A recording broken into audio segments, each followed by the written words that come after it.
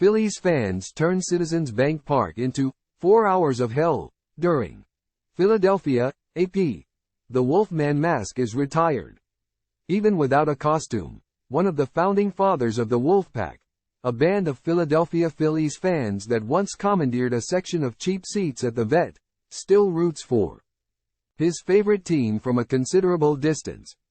Patrick Wood slipped a bartender a euro or two inside a raucous rugby Irish pub in Vienna around 11 p.m. local time, and soon one TV was flipped to a Phillies playoff game.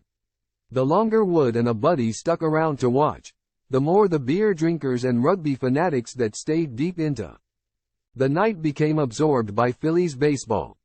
Kind of like back home. Wood, his brothers and cousins once formed one of Philly's favorite fan clubs, howling, dancing, pumping their arms from section 739 in 2023 jargon, about a Schwarbomb and a half from the plate, at the cold concrete cookie cutter known as Veterans Stadium. The seasons were lean in Philly around the turn of the century.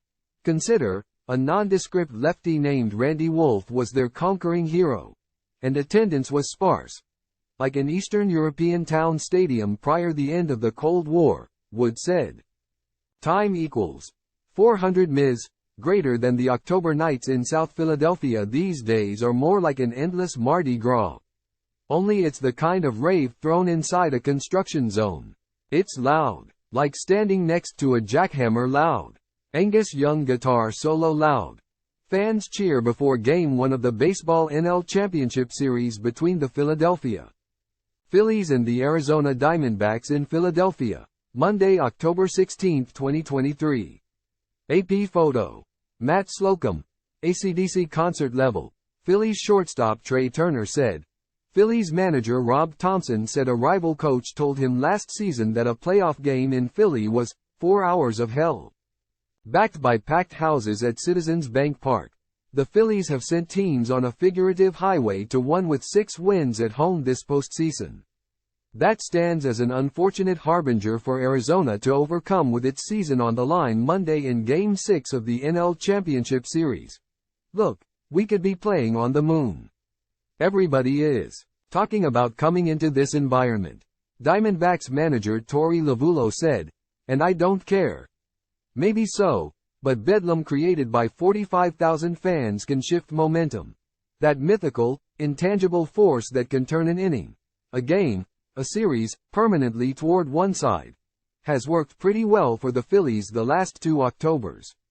The Phillies win on a heavy dose of both power at the plate and of positivity. Fans will say they saved a slumping Turner's season in August with a manufactured standing ovation for each at-bat for the $300 million slugger. Don't forget last season, when third baseman Alec Bohm was caught muttering a profanity about how much he hated this place, after making 3 errors in a game. Bohm owned up to his remarks with a sincere apology and was rewarded with a standing ovation the next night in his first at-bat. Oh, Phillies games weren't always this euphoric. Certainly not Philly sports fans. But the days of the same stale jokes about Santa Claus and snowballs have become as extinct as the Vet. Wood was 27 and single when he started the Wolfpack. He's now 52, married, has 7 kids and had a blast with his family this season at Phillies games. He still lives nearby, and he's seen the evolution in Philly fandom sparked by a homey ballpark that once sold out 257 straight games, and a string of stars from Ryan Howard and Jimmy Rollins through Kyle Schwarber and Bryce Harper that kept towel-waving fans on their feet over 39 postseason games. Total strangers are going to slap you high fives when the Phillies do something, Wood said from Austria, where he tagged along with a friend on a business trip. When there's a dinger, the entire stadium erupts. Only strangers erupted at the Vet, Wood joked. He'd knock your knees out from behind you and grab your beer on the way down. So what's the difference between Philly fans and all the rest around baseball? There's the simple answer. The Phillies are winning. But there's a palpable buzz at the ballpark from the time the gates open. Maybe because, unlike some stadiums, the Phillies are playing in front of only Philly fans. One Arizona TV affiliate after Game 2 threw live to a reporter where he caught up with some D-backs fans, only for him to laughingly admit, "No, we found no D-backs fans. Not one. We were here for almost 2 hours."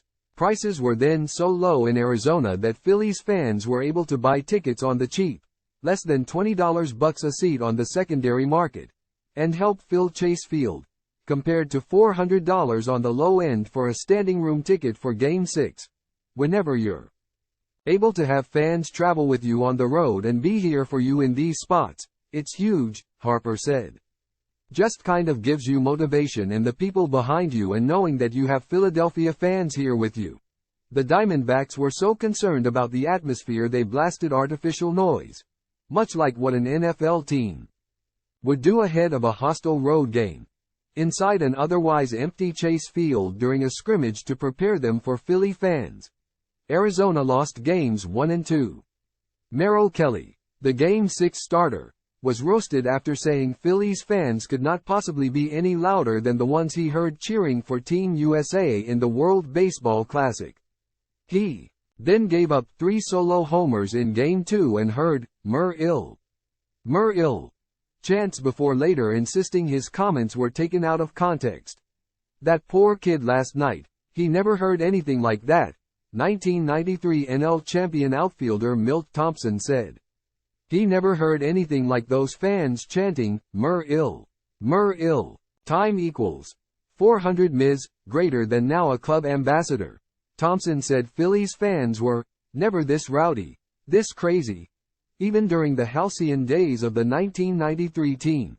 How rowdy. How crazy. The Philadelphia Inquirer set up a microphone and a decibel meter at a playoff game against the Atlanta Braves and recorded one measurement at 112 decibels, the equivalent of standing next to a jackhammer.